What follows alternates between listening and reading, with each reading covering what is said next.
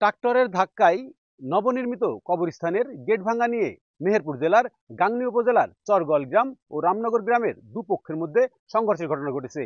এই ঘটনায় হৃদয় হোসেন নামের একজনের মৃত্যু হয়।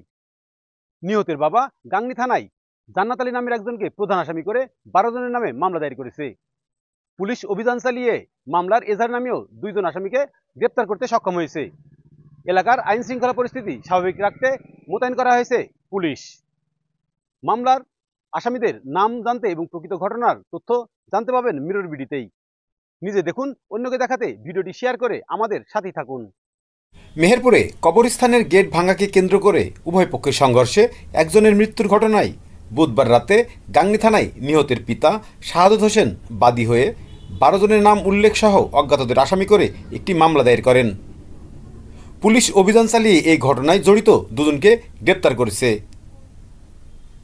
গাংনী থানার ওসি বানী ইসরাইল জানিয়েছেন, বুধবার গাংনী উপজেলার রামনগর ও চরগল গ্রামের 2 পক্ষের মধ্যে সংঘর্ষের ঘটনায় হৃদয় হোসেন নামের একজনের মৃত্যু হয়।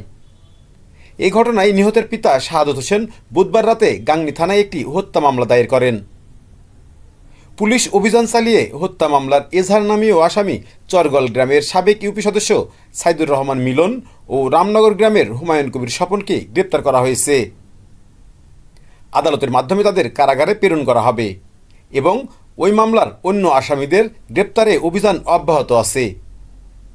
রামনগর চরগল গ্রামের পরিস্থিতি স্বাভাবিক রাখতে মোতায়েন করা হয়েছে পুলিশ। মামলায় জান্নাতকে প্রধান আসামি করে 12 জনের নাম উল্লেখ সহ অজ্ঞাতদের আসামি করা হয়েছে।